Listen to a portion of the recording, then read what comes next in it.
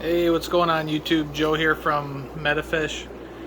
Hey, sorry I haven't done a video in a long time. It's been a little bit crazy around here. My mother-in-law just passed away. Oh, today's Thursday. She passed away Saturday morning. And yeah, so here's some of the flowers, and it's been quite the ordeal. My wife was her caregiver, and we did a lot to take care of her and everything.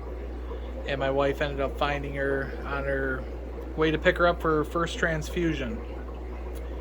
So that doesn't explain the whole last month and a half, but I just wanted to, just talk to everybody. And it's been too long. I've been meaning to do a video and show you what's going on for quite a while. So I enjoy these videos, so let's get right into it. You can see this is probably our most decorated pretty tank, because these flowers came right from the funeral. There's 20 more bundles upstairs, which is amazing. We've had amazing support, but we didn't really have anywhere to put them, and we had family staying with us and a small puppy. Small puppy was trying to eat a bunch of flowers. I mean, there's some flowers over here. And yeah, we just had family from the South Georgia area they were staying with us, and they brought a little puppy and my nieces and nephews, so it was great to see them, and my whole wife's side of the family, and the support was great. But we're finally slowing down a little bit. We have about half of my mother-in-law's apartment cleared out.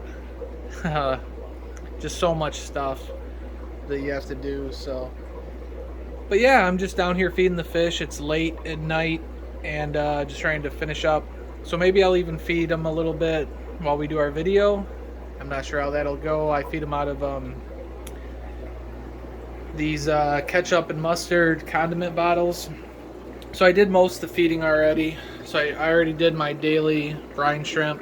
So I added 3 tablespoons of salt, just a little pinch of baking soda. So I'm going to be adding the brine shrimp to that one shortly here. And I used just a dry erase marker to mark that. So yeah, that's the date, 2/3. And these two right here, 2/2 and then 2/2/2, are the ones that I made up yesterday. So I've just been trying to keep on top of things. Tanks might not be in the best shape. I've been doing my best. There's really not a whole lot that's changed though, but for anybody who hasn't seen a video before, kind of the same thing. These are the white labs are getting a little bit bigger in here, and they're in here with some snakeskin orchid endlers. The white lab babies were real small, so I didn't really want to keep them in a breeder box too much longer, so I moved them in here, and they're getting a little bit bigger. These are the Amica Splendens. These are kind of my 2-wall cruddy tanks, but they do amazing. They don't have automatic water change. The angelfish are getting really big. They've been eating a ton of brine shrimp. These are going to be the blue Pinoy angelfish. And if I can zoom in on them, it looks like some of them might even look a little bit like they're going to be the seal point angelfish, which would be super exciting. So this is going to be a blue Pinoy. Back here, I only managed to save about 10 fish from the last batch of blue Pinoys. And some of them are going to be pretty nice.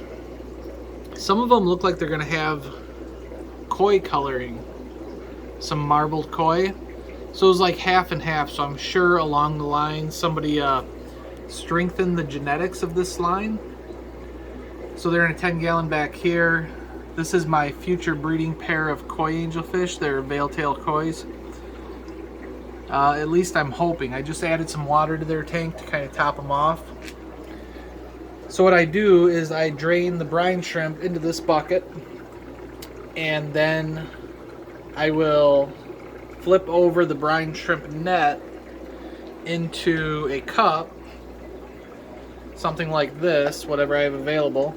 I'll flip the net over, and then I'll use water from this tank, so it's dechlorinated and I know it's safe. And I've always been using water from this tank, so eventually, just from evaporation, this doesn't have a tight sealing lid, and from taking water out of it, I have to add water to that tank. about once a week, once every couple weeks. And I just do that with that turkey baster. So I take about 3 squeezes of the turkey baster to wash the net out, and then that gets the majority of the brine shrimp. And then I take the brine shrimp net, it still has a little bit of a coating of brine shrimp and some eggs, and I feed it to these guys right here. These are my black bar endlers. Camera's not doing a good job of zooming in today, or focusing. So yeah, those are the black bar endlers. They just keep making more. We have an auction coming up this weekend. I still have to sign up for it. Motor City Aquarium Society. I don't know if we're going to be done clearing out the apartment. We've already made multiple trips to the donations, to the dump and everything.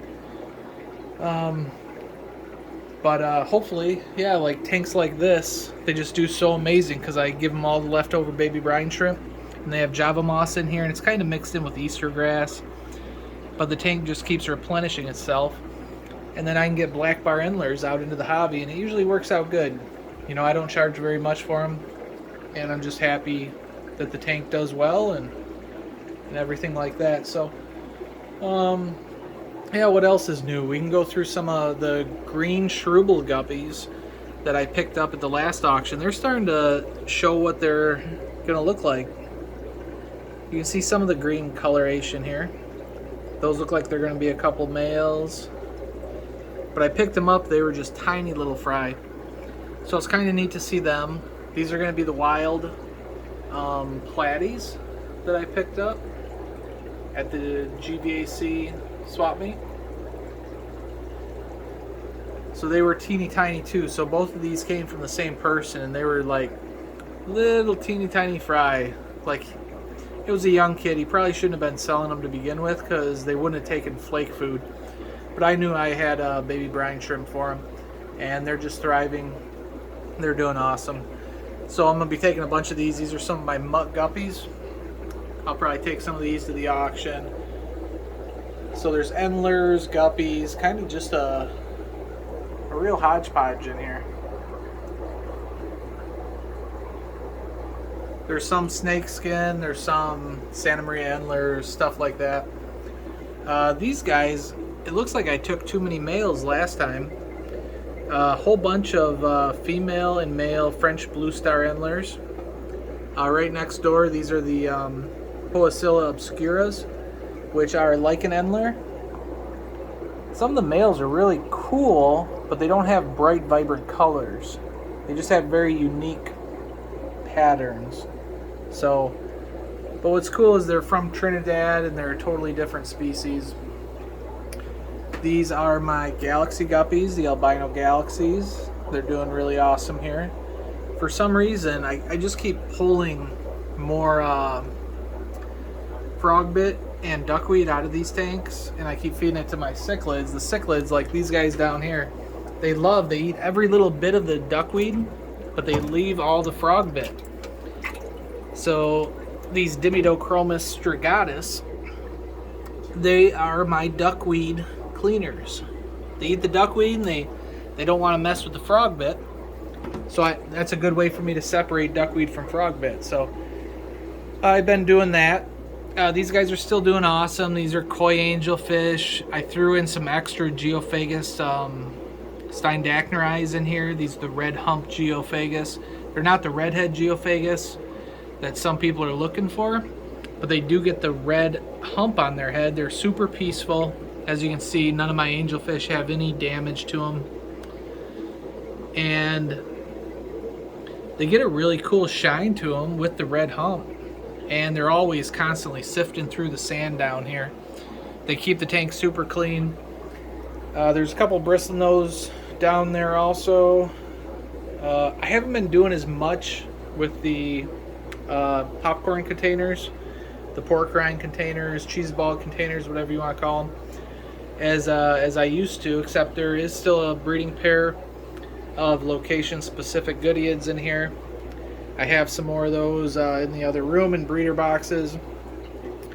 These are the blue gold guppies. They kind of have like a goldish tail. That one's a little bit different. But they're doing, I'll probably take a bag of those to the auction or something. We still have like a couple jumbo female albino galaxy guppies in here. They're breeding. There's a few babies in here, but I cleaned most of them out at the last swap meet, and I sold every bag of guppies I took. People are really into live bears right now, nano tanks.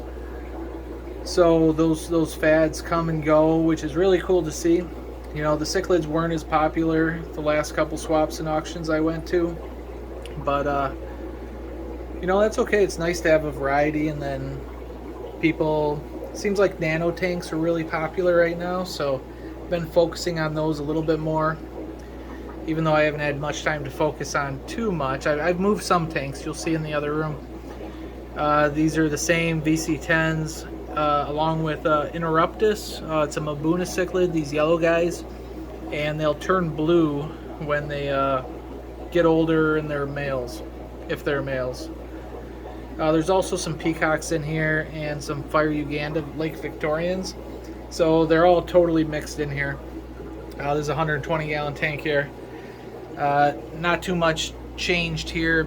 I basically just breed all of my yellow-tailed swordtails in there, and I just colony breed them. I know it's probably not the best for the hobby. If you want a really big, fat, juicy swordtail like these bronze swordtails over here, you probably should be more selective than I am, but I just haven't had time. You know, those are the bronze swords. I'm sure there's pregnant females there. I have a plan to actually raise those babies, but I haven't been able to yet. And there's also angelfish in here. There were cichlids like these guys, who, these are hippo point salmon. There's some males in here with females, but this is a really nice Lake Victorian fish. I know they should probably have a bigger tank, but they get plenty of food and they grow pretty well in these breeder boxes, as long as they're not picking on each other. I don't tend to move them. They're pretty much, instead of having a breeder box amount of water, they have a 30-gallon amount of water, which I know isn't a lot, but if you take care of them right and do everything right, you can raise some really nice fish. These guys aren't that old. I know the video is probably not doing them justice, but I mean, that's how I do it. So it is possible. So hopefully my videos help you a little bit. These are still dragon bloods.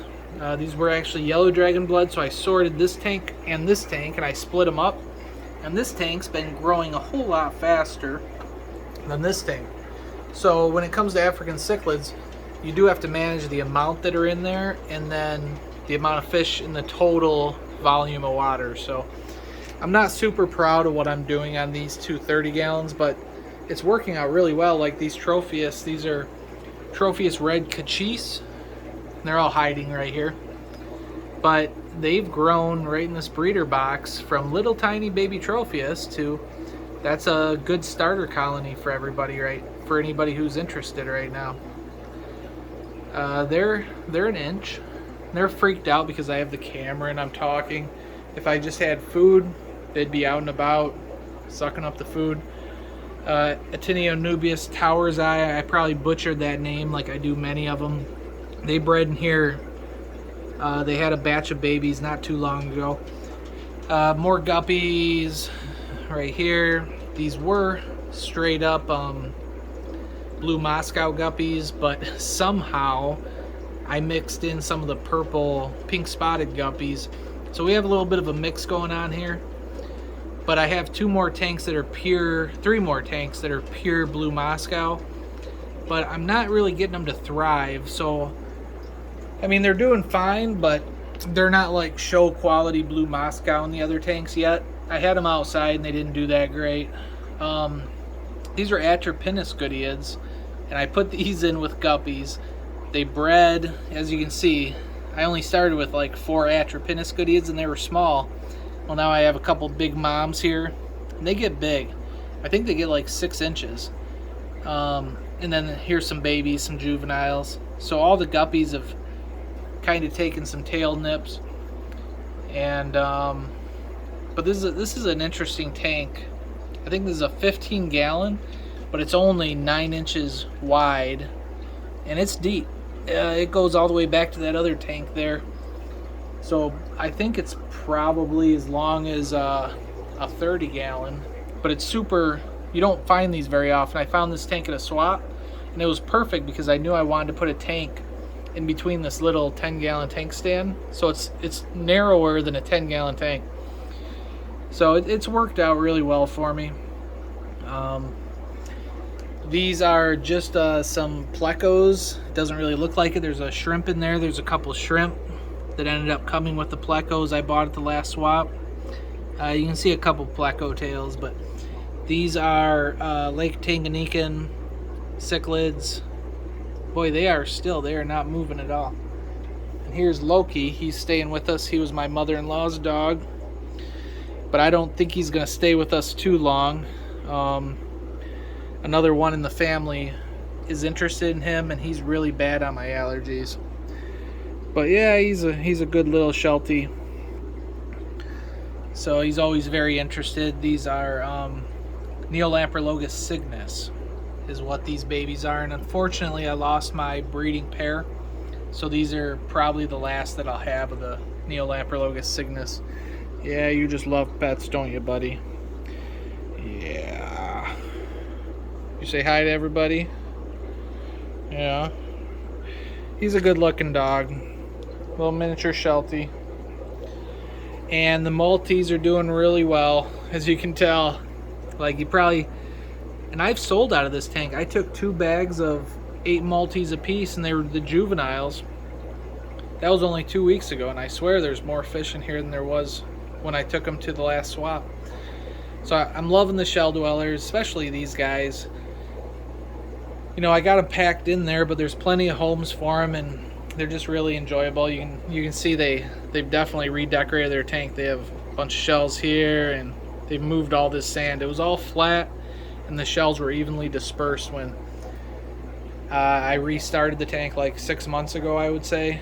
Not really restarted, but like did a big water change, added shells, evened everything out, and they've redecorated. But these are all just muck guppies.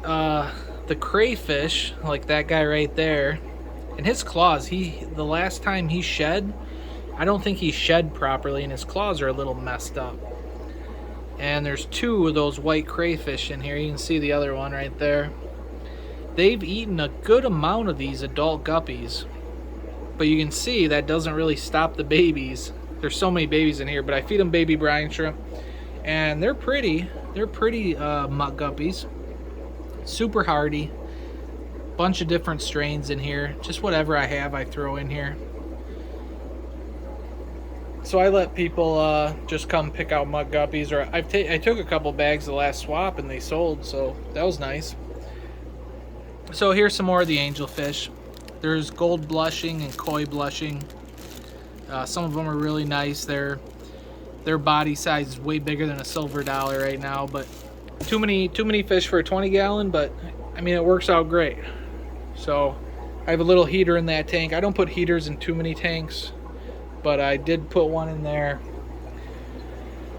You know, I put one in one tank just to see if it does better than another tank, and that tank's doing amazing. So the angelfish definitely like their heat. These are similar. This is a 180 gallon tank with more of the koi and koi blushing angelfish. And this is the tank where I pull the filters out. So I've given a lot of customers filters out of this tank. So I have sponge filters and box filters. And I do have a heater in this tank. Keep it a little warmer because it's down at the ground level. And we also had a big issue. I'll probably end the video here pretty soon, but we had a big issue with our furnace. So our boiler wasn't able to do both duties at the same time. So this is an on-demand boiler. The little internal pump wasn't able to pump up to our second floor, and we're here in Michigan. It was like negative 10 degrees at night.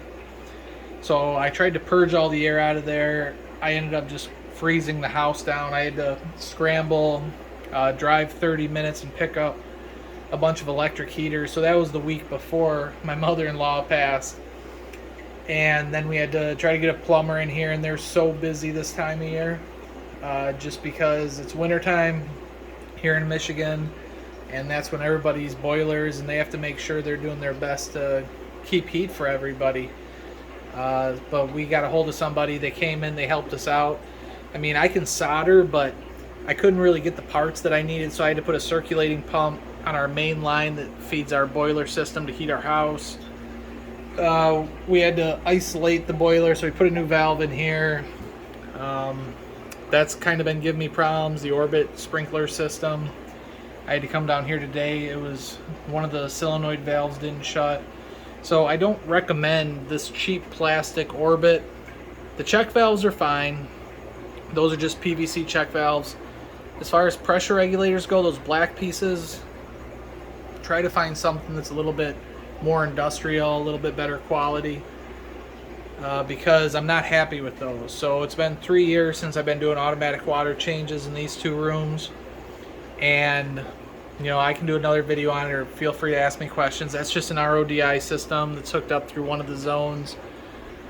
I mean, this worked.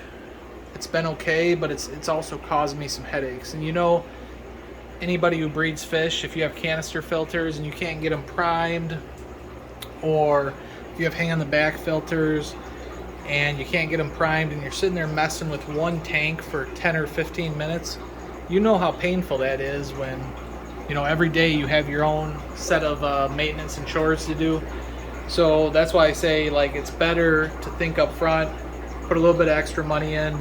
I don't think those Orbit sprinkler system valves are very good quality.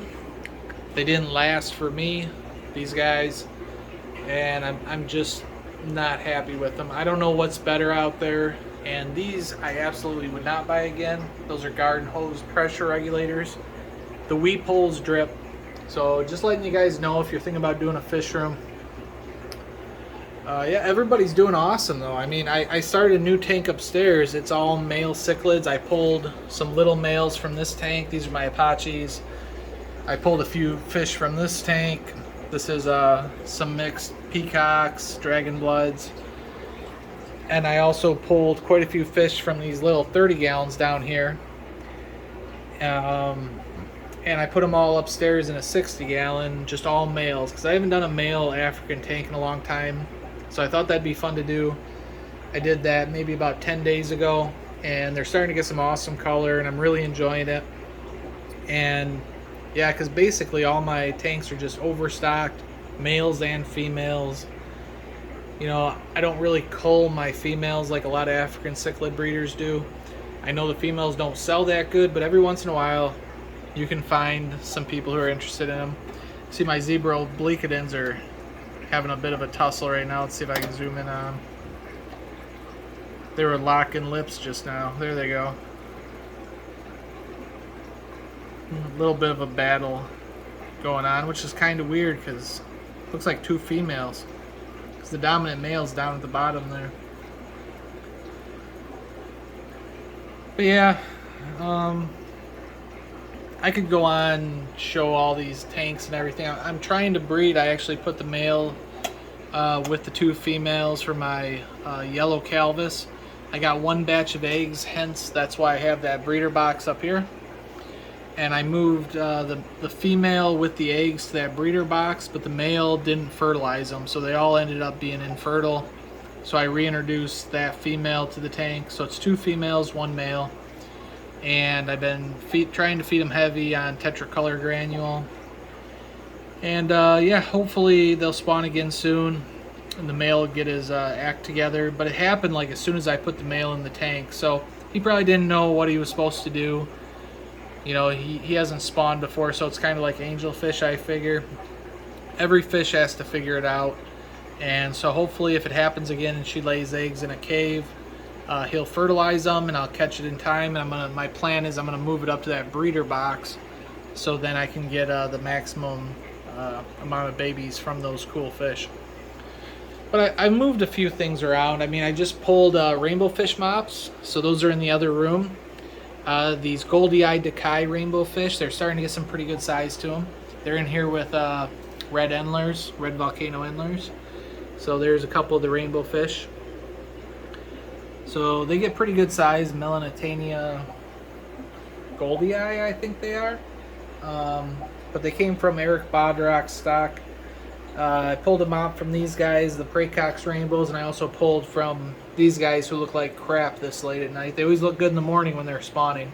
But those are my Bozemanii from Lake Antinjo. So I got some little babies already hatched from the mop. I just pulled it a couple days ago because I felt like raising some little fish. So it's always sad when somebody dies and stuff like that happens. But I always feel relieved when I can create more life. So that's one reason I really enjoy this hobby. You know, of course you value certain people's lives more than other animals, but everything here is it has a life. So I really enjoy what I do here when it comes to sad times like that. You know, pull a couple Rainbowfish mops and spawn some little teeny tiny fish, feed them micro worms, and it does help. It definitely helps to be down here. I moved some of the angelfish up here because this is the top tank, pretty high up in my basement, so it's nice and warm for them. I don't have to put a heater in there. They're doing awesome. I need to come back around and feed them here after this video, and I put some of them down here too. These are the marbled angelfish, and there's some with koi-like colors. They're not blushing though. And the Java moss is doing good. I pulled some Java fern. This is how I grow some of my aerobic, or I forget how you say it, plants.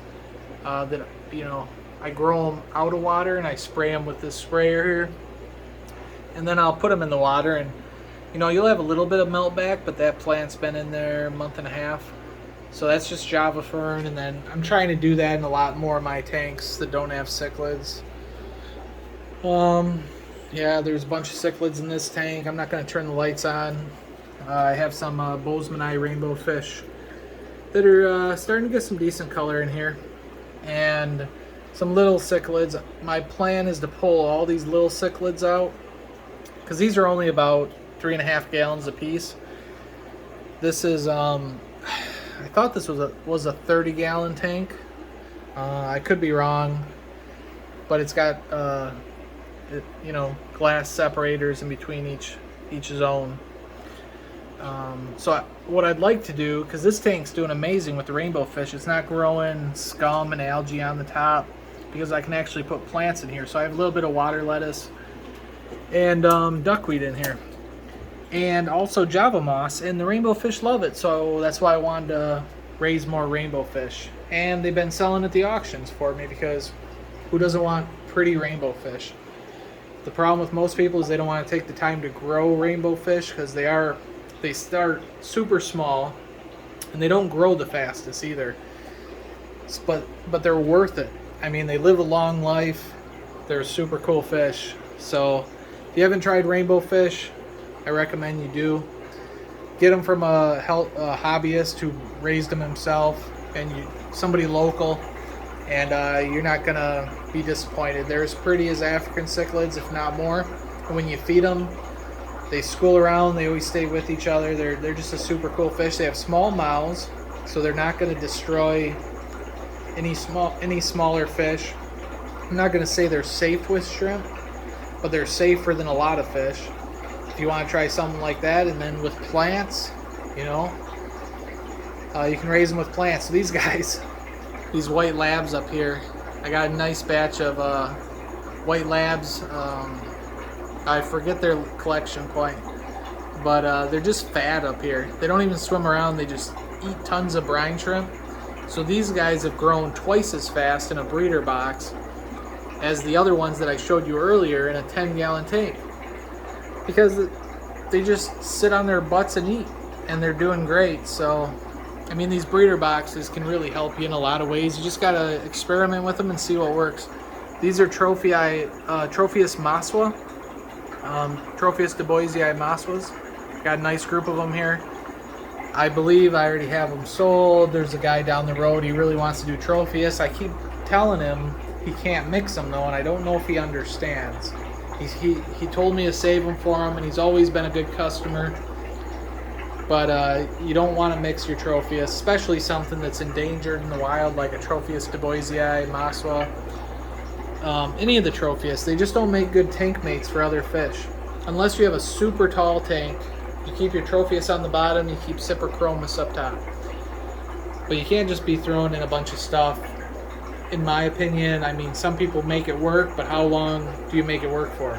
People say, oh yeah, that all, you know, I put Africans with South Americans, with Lake Tanganyikans. Yeah, but you think that that's a long time. You've kept them alive for 3 months. That's not a long time. Do it.